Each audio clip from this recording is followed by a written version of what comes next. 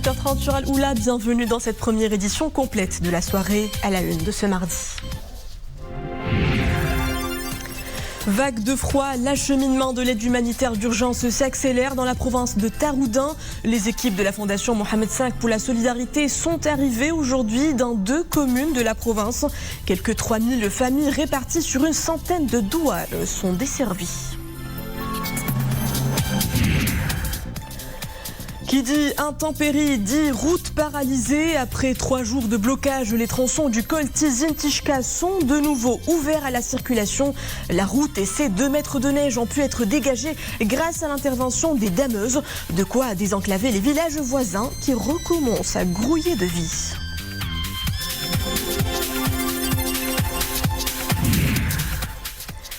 Eux aussi partagent les joies de l'hiver. Les adeptes du ski et de la luge dévalent les pistes de Loukeinden. La station accueille dans son domaine à plus de 3000 mètres d'altitude les amateurs des sports de glisse. De quoi faire revivre la station.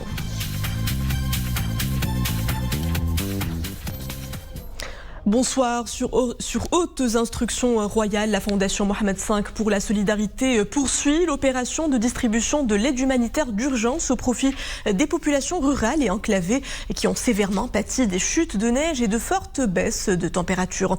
Exemple ce soir dans la province de Taroudant. Sur place, Reda Abidi Abdel Haswin avec le récit de Nisrina Ozdar.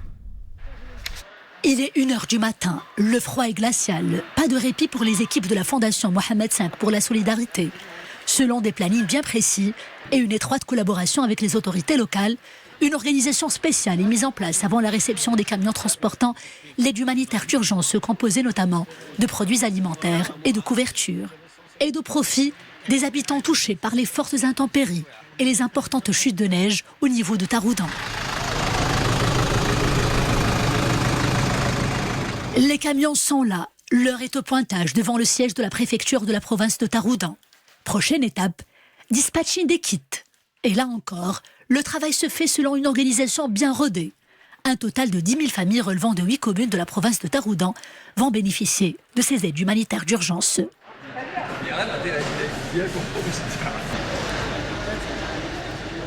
Ces familles auront aussi droit à un accompagnement social adapté et à une prise en charge médicale de proximité.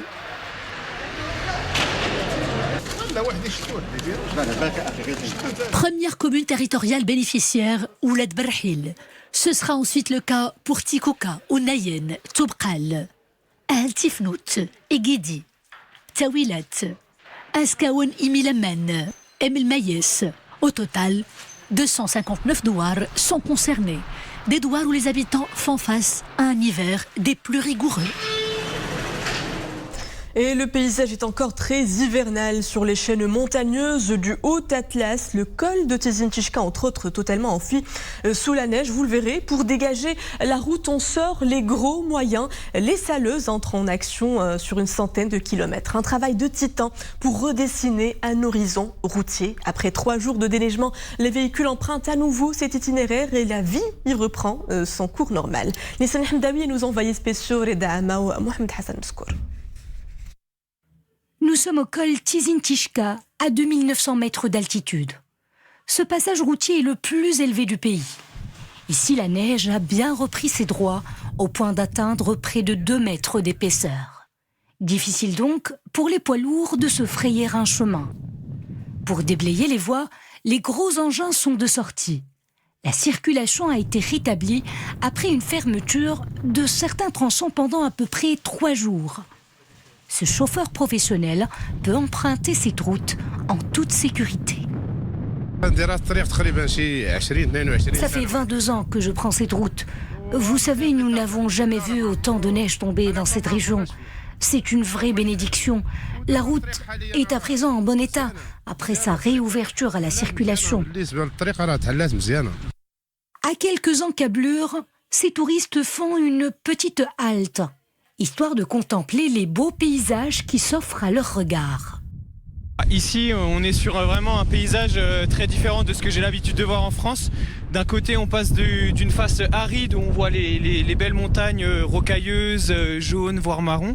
Et quand on se tourne plus du côté du soleil, on va plus s'orienter vers un paysage blanc avec la neige. C'est vraiment magnifique de voir ces deux côtés des choses. Et oui, c'est ma première fois au Maroc. Je ne m'attendais pas à voir autant de neige ici. Mais en France, on a beaucoup de neige. On s'attendait plus à avoir du soleil, de la chaleur. Donc ouais, c'est marrant un peu de voir d'un côté du coup le côté aride, bien chaud, et puis là la neige. Mais c'est sympa, c'est sympa. Ces visiteurs sont une aubaine pour les propriétaires des cafés et des commerces qui bordent la route. La réouverture des différents axes relance leur activité. Dieu soit loué. Fini l'enclavement, l'activité redémarre et puis cette neige nous comble. Ce beau décor draine de plus en plus de visiteurs amateurs de neige. Tout se passe au mieux maintenant. En temps de neige, la circulation au niveau du col de Tizinticșca connaît souvent une forte perturbation. Elle peut même devenir périlleuse. La mobilisation des autorités locales est vitale pour l'ensemble de cette région menacée d'enclavement lorsque la neige s'y invite avec abondance. Le suivi de l'approvisionnement du marché national se poursuit en rythme soutenu. Des visites de terrain sont régulièrement menées dans les souks, marchés et points de vente. Exemple ce soir depuis la commune Mjat, province de Chichaoua, où les commissions provinciales et locales mixtes veillent à assurer un approvisionnement normal et suffisant de ces points de distribution, mais également à la salubrité des denrées alimentaires. Une agitation particulière au souk de Hed Mjat, province de Chichaoua. Les agents de la brigade de contrôle des prix et de la qualité des produits alimentaires arpentent les allées du souk et s'enquèrent des prix pratiqués. Les hausses enregistrées ces derniers temps semblent se stabiliser. Des flambées de prix qui ont aussi affecté les vendeurs. Auparavant, la viande était vendue 75 dirhams le kilo. Après les récentes hausses, ce chiffre a atteint 90, 100 ou 110 dirhams. Actuellement, la viande est à 90 dirhams. Il y a une légère baisse des prix, mais nous sommes durement touchés. Les tomates étaient à 270 ou 300 dirhams le cajou et sont aujourd'hui à 170 ou 180 dirhams, soit une baisse de 100 dirhams par cajou. Le prix des pommes de terre et des carottes a aussi baissé. Les oignons sont les plus chers. Ils coûtent 10 dirhams le kilo. Le contrôle de la qualité est un aspect important de ce processus. Les représentants de l'ANSA s'assurent des conditions de stockage et d'hygiène. À quelques semaines du Ramadan, il est aussi question de suivre l'approvisionnement.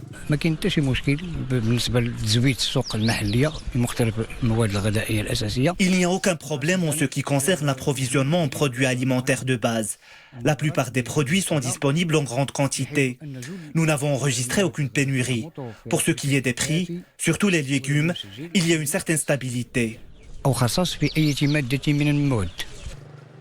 Ces tournées permettent de sensibiliser les vendeurs à l'impératif de se conformer aux lois en vigueur en ce qui concerne l'affichage des prix, mais aussi le respect des conditions d'hygiène et la qualité des produits et de lutter contre toute activité de spéculation. Place à présent au décryptage de ce qui fait l'actualité politique avec notre invité Moustapha Tossa. Bonsoir. Bonsoir. Merci d'être avec nous ce soir. Alors, on commence d'abord par la coopération Maroc-Afrique à l'aune de la visite royale au Gabon, mercredi 15 février dernier. Une visite au cours de laquelle Sa Majesté le Roi s'est entretenu à Libreville avec le président de la République gabonaise, Ali Bongo Ondimba, et a remis un don de 2000 tonnes de fertilisants à ce pays ami.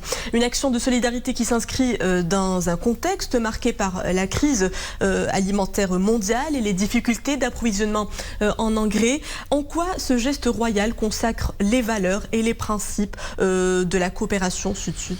Oui, c'est un geste extrêmement important, surtout dans le contexte international actuel où les pays africains viennent de sortir, comme le Maroc vient de sortir d'une séquence post-Covid qui était très douloureuse sur le plan économique. Ils sont en train de vivre vivre les conséquences de la guerre Ukraine-Russie. Et donc que le Maroc puisse adopter et prendre des décisions aussi importantes comme ce don royal montre à quel point le Maroc est conscient que son destin est imbriqué avec ces pays africains et qu'au moment où ils traversent une mauvaise épreuve, où ils sont menacés par des dangers économiques, le Maroc est là pour aider, pour être solidaire. Et ça a été parfaitement incarné par ce geste royal. Et cette dynamique de partenariat, justement, fut au centre des travaux du 36e sommet de l'Union africaine qui s'est tenu à Addis Abeba ce week-end. Le Maroc y a pris part avec une délégation de haut niveau. Le chef du gouvernement y a représenté Sa Majesté le Roi. On en retient plusieurs points. À leur tête, l'accélération de la mise en œuvre de la ZLECAf, la zone de libre-échange continentale africaine, mais également d'autres défis liés à l'urgence climatique, la crise alimentaire. Quel bilan en faites-vous, Monsieur Tossa? En fait, depuis que le Royaume du Maroc est revenu à l'Union africaine, sa profondeur stratégique, le Maroc pense toujours avec une logique gagnant-gagnant. C'est-à-dire qu'il est en train de porter des projets structurants, économiques structurants, qui sont aussi bénéfiques, aussi bien pour le Maroc, qui est à l'origine de ces projets, que pour les pays africains en question. Et donc, il y a cette logique qui veut que quand on investit dans ces pays africains, ce n'est pas que pour adopter ce qu'on peut appeler une position de prédation économique. Ces pays africains ont été longtemps habitués à de la prédation économique. Est venue une vision royale qui est celle, nous allons monter des projets structurants économiques qui vont être bénéfiques aussi bien pour ces pays africains que pour le Maroc. Et ça, c'est une vision tout à fait nouvelle.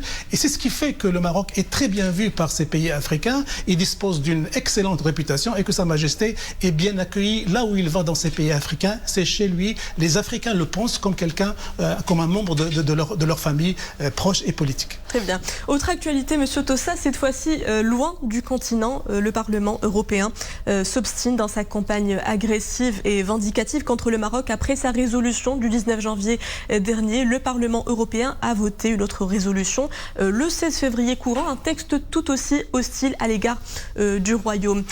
Pourquoi tant d'acharnement envers un partenaire stratégique qui jouit du statut avancé avec l'Union européenne? Comment expliquez-vous cette situation, vous qui êtes un fin connaisseur et observateur des institutions européennes?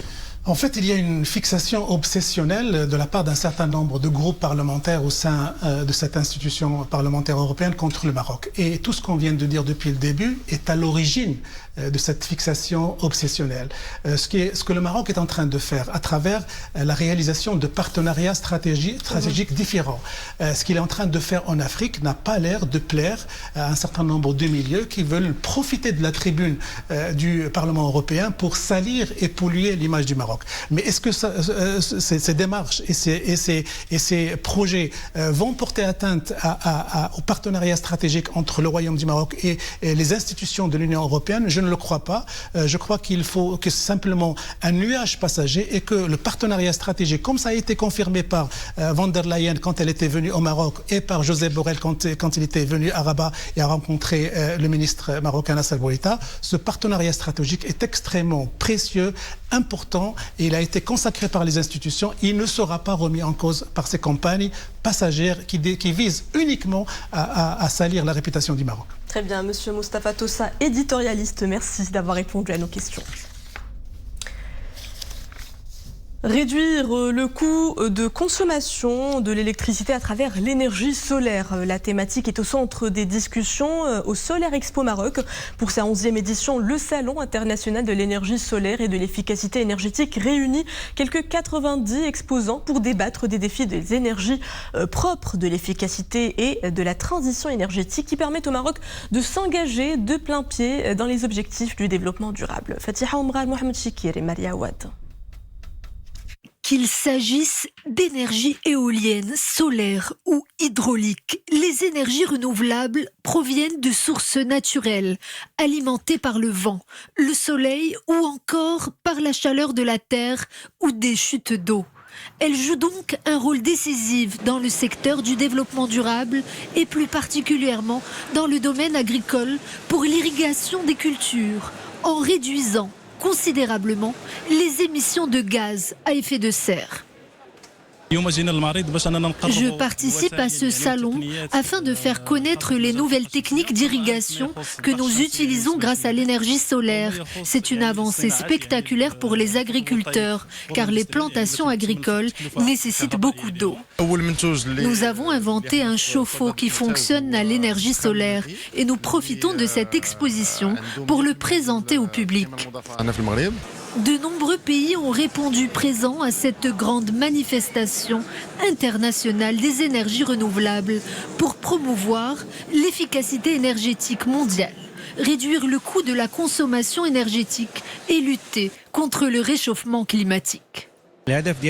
Notre objectif est de montrer aux visiteurs que l'énergie solaire est un secteur clé du développement durable. Grâce aux énergies naturelles, nous pouvons économiser beaucoup d'argent et aider les agriculteurs à faire face à la problématique du stress hydrique. Dans les pays en voie de développement, la demande mondiale en énergie renouvelable augmente de manière continue, tout comme la consommation énergétique. Le temps s'est nettement rafraîchi en montagne, une météo qui annonce la reprise des sports d'hiver. Culminant à 3200 mètres d'altitude, Loukhaïmden rouvre son domaine skiable pour le plus grand bonheur des visiteurs, tous ravis de retrouver la poudreuse. Zinaït Lamil, Motassim Bilabozawi et Malia Ouad. La stabilité corporelle n'est pas encore parfaitement maîtrisée, mais qu'importe, le plaisir est bien là. Bâton de ski alpin en main et tenue de circonstance, les amateurs de glisse profitent des paysages enneigés pour s'adonner au ski et à la luge. Tombée en abondance, la neige ravit toujours petits et grands, offrant avec elle un paysage de carte postale. J'ai fait un long voyage depuis Sidi Rhal car dès que j'ai entendu qu'il neigeait, je suis venu profiter des joies de l'hiver. Je suis en train d'apprendre à skier et c'est un immense bonheur que d'être ici dans ce paysage féerique. Nous habitons à Marrakech et dès que l'on a vu les cimes enneigées, on est venu voir de plus près ces paysages magnifiques. Vous savez, il n'y a pas d'âge pour profiter des petits plaisirs de la vie. Il fallait s'armer de patience pour pouvoir accéder au domaine skiable de Loukhaïmden. Avec 35 cm de neige tombée ces derniers jours, les routes ont été réouvertes aujourd'hui aux touristes. Ils sont nombreux à s'essayer au sport d'hiver. Une parenthèse enchantée pour tous les amoureux de la nature et des beaux paysages. Il a beaucoup neigé ces derniers temps et on attendait que les routes soient sûres pour venir profiter des joies de la glisse. La nature devient encore plus belle quand il neige beaucoup. Nous allons passer quelques jours ici au grand air. Je ne suis pas allée travailler aujourd'hui parce que je voulais absolument emmener ma famille faire du ski et de la luge. Nous avons attendu patiemment que les routes soient réouvertes et nous sommes là aujourd'hui tous ensemble pour nous faire plaisir.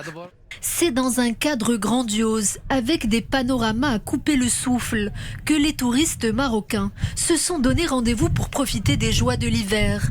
Mais pour que la montagne reste toujours un plaisir, n'oubliez pas de respecter les consignes de sécurité, aussi bien sur la route que sur les pistes de ski. Et on finit avec un mot de football. C'est parti pour la 5e édition du tournoi international U19 de l'Académie Mohamed VI de football. Plusieurs clubs de renommée internationale sont en compétition, notamment d'Espagne, de France, de Belgique, des Pays-Bas et du Sénégal. Le tournoi se joue en 4 groupes de 3 équipes chacun, dont les 2 premiers se qualifient pour les quarts de finale. 12 clubs au total prennent donc part à ce tournoi destiné à braquer les projecteurs sur les jeunes talents africains qui seront scrutés de près par les recruteurs européens présents.